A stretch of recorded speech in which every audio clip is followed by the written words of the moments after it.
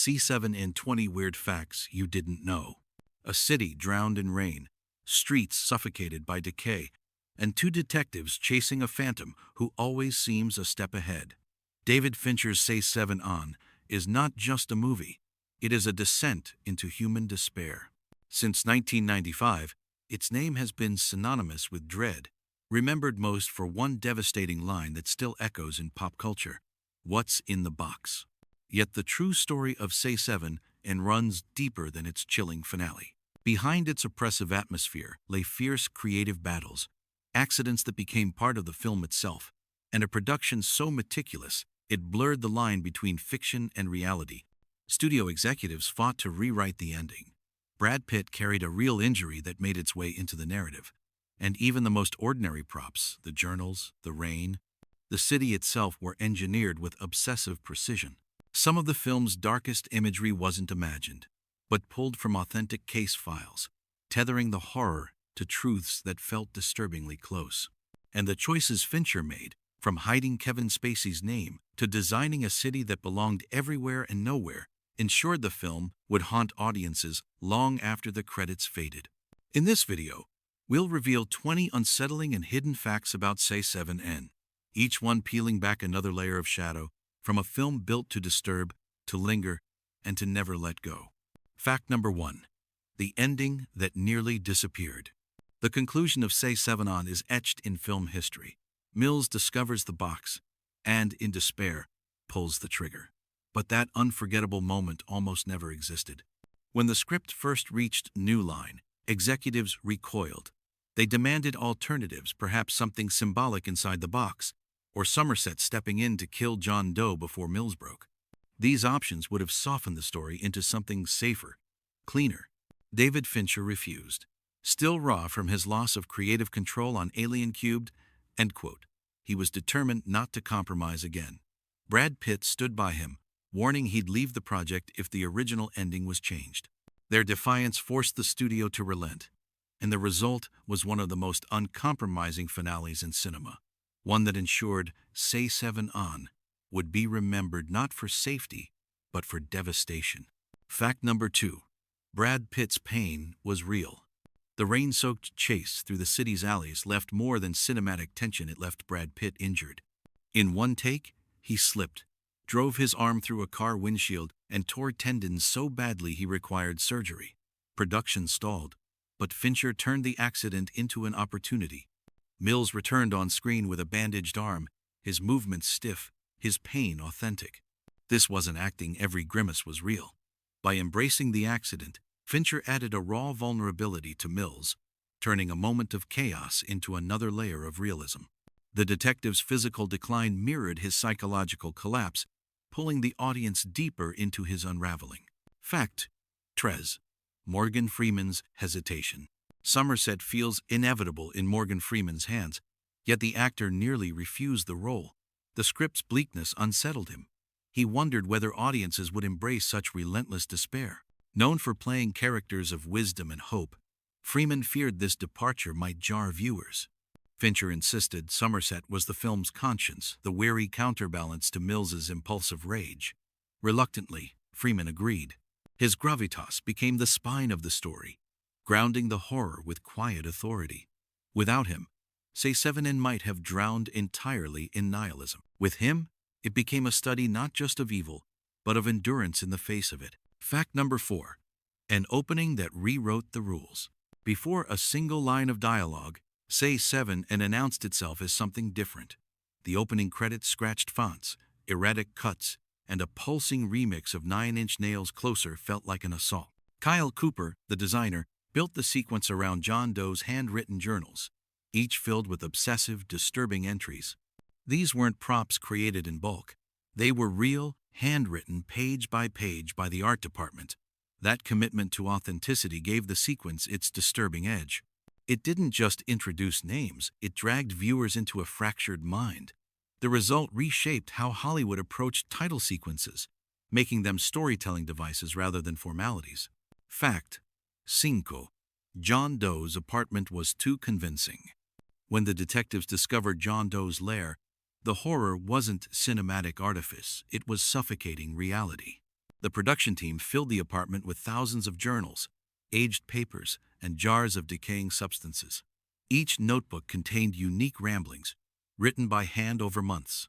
To make the setting feel authentic, the designers used chemicals to stain walls and pages, creating a stench that unsettled even the cast. Pitt and Freeman admitted their unease wasn't acting. The environment itself was oppressive. The apartment became less a set than an intrusion into the killer's mind, a claustrophobic nightmare built brick by brick. Fact number 6. Kevin Spacey's vanishing credit. The shock of John Doe's reveal hinged on secrecy. At Kevin Spacey's request, his name was stripped from the opening credits, a rare move for a major star. Fincher agreed, believing that hiding the actor's presence would intensify the surprise. When Spacey finally appeared in the film's final act, audiences were blindsided, not just by the character's calm menace, but by the sudden recognition of a familiar face. It was a calculated deception, a sleight of hand that deepened the impact of the finale. In Se7en, even the credits became part of the storytelling. Fact number 7. Crime scenes rooted in reality. The grotesque murders of Se7en weren't purely Hollywood invention. Fincher and his team pored over real crime scene photos, borrowing unsettling details to ground the horror. The gluttony victim, force-fed until collapse, echoed real forensic cases. The sloth tableau, a body wasting away over months, was inspired by documentation of extreme neglect. Even the clutter and grime in the apartments were recreated from authentic records. This forensic precision blurred the line between cinema and reality, making the crimes feel terrifyingly plausible. Viewers weren't just watching fiction, they were staring into shadows pulled from real life. Fact number 8. Symbolism behind every sin. Each crime scene was more than a gruesome display. It was layered with hidden meaning. The greed killing was framed with luxury items, turning the victim into a grotesque shrine to wealth.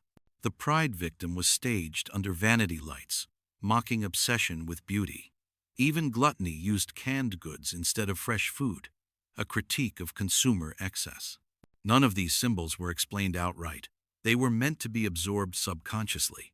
Fincher wanted the audience to feel the sins in their bones, making every scene not just horrific, but allegorical. Fact number 9. A city with no name. Where does Se7en take place? The film never says, and that omission was deliberate. Fincher stitched together locations from Los Angeles, San Francisco, and Philadelphia to create a composite city. Its anonymity stripped viewers of comfort. This wasn't a nightmare confined to one place. It could be anywhere, a patchwork of decay and endless rain. By refusing to ground the story geographically, Fincher turned the city into a character itself, universal, oppressive, and inescapable. It wasn't just where the story happened, it was part of the story.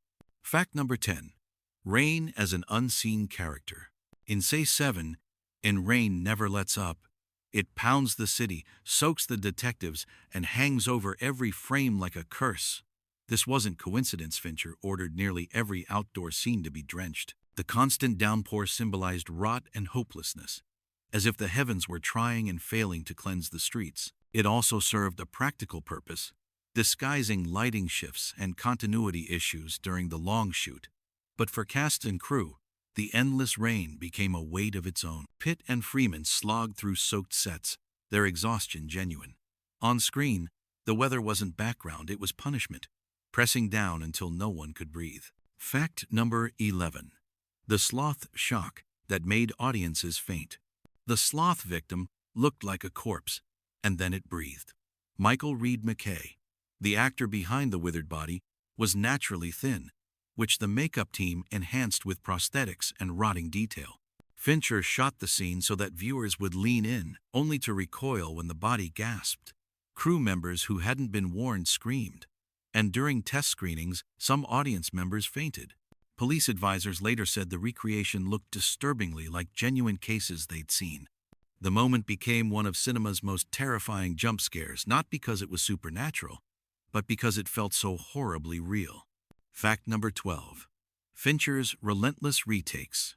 David Fincher's perfectionism on Se7en bordered on obsession. He demanded scene after scene be shot dozens of times, grinding actors down until their fatigue bled into their performances. A simple line could run through 40 takes.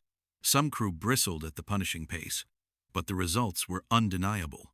Pitt's visible frustration, Freeman's weary patience, these weren't just performances, they were states of being. Fincher believed repetition stripped away artifice and revealed truth. By the time he called cut, what remained wasn't acting at all, but raw exhaustion perfectly suited to a story about two men worn down by relentless darkness. Fact number 13. The Notebooks of Obsession. John Doe's apartment overflowed with journals, each one filled with cryptic handwriting and disturbing ramblings. Most films would have faked them with repeated pages or blank filler, but not Se7en. Fincher demanded authenticity. The art department spent 2 full months writing in every book by hand, line after line of deranged thoughts at a cost of roughly $15,000. Even though the journals appear on screen for only seconds, their presence carries weight. The sheer effort bled into the frame, making the apartment feel like a genuine archive of madness, not a Hollywood set. Those notebooks are now legendary, testaments to a production that refused shortcuts. Fact 14. An alternate ending rejected. Despite Fincher and Pitt's resistance, the studio insisted on filming a backup ending. In that version, Somerset kills John Doe, preventing Mills from collapsing into despair. It was tidier, more moral, and far less memorable. When test audiences saw both cuts, the difference was stark. The sanitized ending drew shrugs. The original bleak, uncompromising, devastating left viewers shaken. The response convinced the studio to keep the darker vision. In the end, what was meant as insurance only proved the necessity of the nightmare that defined Se7en. Fact number 15. A life-changing mistake. Se7en owes its existence to an error. New Line executives meant to send Fincher a softened revision of Andrew Kevin Walker's script, but instead, by clerical mistake, he received the uncut version with the infamous head-in-the-box finale. Fincher signed on immediately, thinking this was the script the studio supported. By the time the mix-up was discovered, he was committed and unwilling to compromise. If the revised draft had arrived as intended, Fincher might never have touched the project. A small mistake in paperwork secured one of the boldest endings in film history. Fact number 16. On the brink of NC-17. When Se7en was submitted to the ratings board, it nearly tipped into NC-17 territory. The issue wasn't gore splattered across the screen, but the suffocating detail of the crimes. Fincher trimmed fractions of a second here and there, shifting focus to aftermath and implication.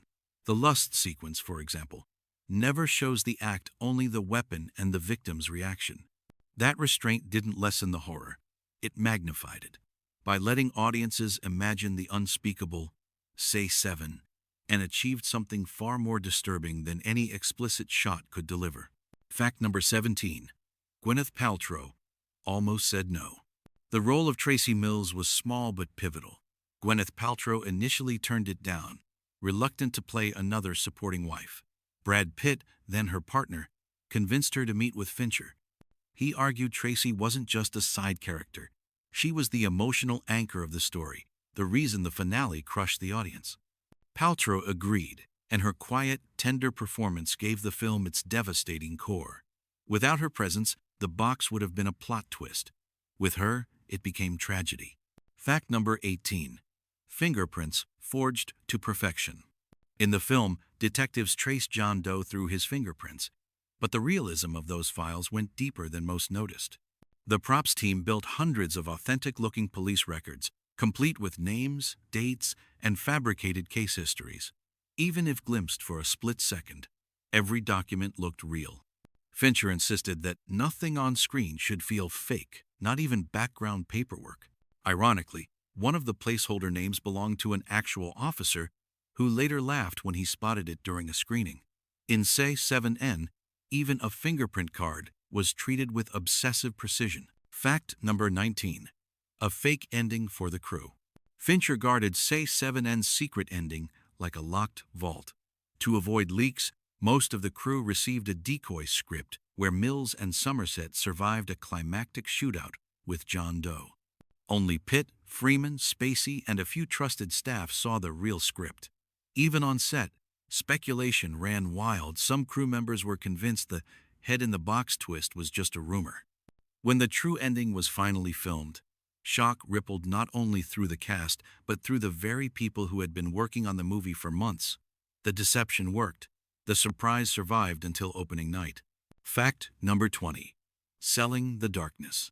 Marketing Se7en posed a unique challenge. How do you promote a film so bleak it risks driving audiences away? New Line decided to lean into mystery. Trailers highlighted Pitt and Freeman's partnership, but revealed little of the horror. Posters featured stark lists of the 7 deadly sins instead of familiar faces. Kevin Spacey was kept completely out of the promotion, adding to the enigma. The strategy paid off. Curiosity drew crowds, and the ending's word-of-mouth shock made the film a phenomenon. By embracing shadows instead of disguising them, the marketing turned risk into legend. Bonus fact: the library as a temple of judgment. In one of the film's most understated yet haunting moments, Somerset retreats into the library to study the 7 deadly sins. The atmosphere is less research hall, more cathedral. Dim light, Gregorian chants, and endless shelves of knowledge pressing in like silent witnesses. Fincher and cinematographer Darius Khondji lit the scene with only table lamps, leaving oceans of darkness around Freeman's isolated figure. The books were real volumes borrowed from theological archives, their weight adding to the sense of ancient authority. Even the chants weren't generic sound effects, but recordings from a monastery in Spain, chosen for their authenticity. Freeman approached the scene with quiet precision, handling the texts exactly as a detective might. The result is a sequence that embodies Se7en's essence: wisdom surrounded by shadows, and the unsettling reminder that knowledge offers no escape from sin. Se7en endures because it doesn't flinch. It peers straight into the abyss and refuses to look away. You've now uncovered 21 truths behind its creation secrets, as unnerving as the story itself. If you want more journeys into the hidden corners of cinema, this is only the beginning. Subscribe to Behind the Fact, share this descent into darkness, and stay with us as we continue to expose the mysteries, battles, and obsessions that shape the films you thought you knew.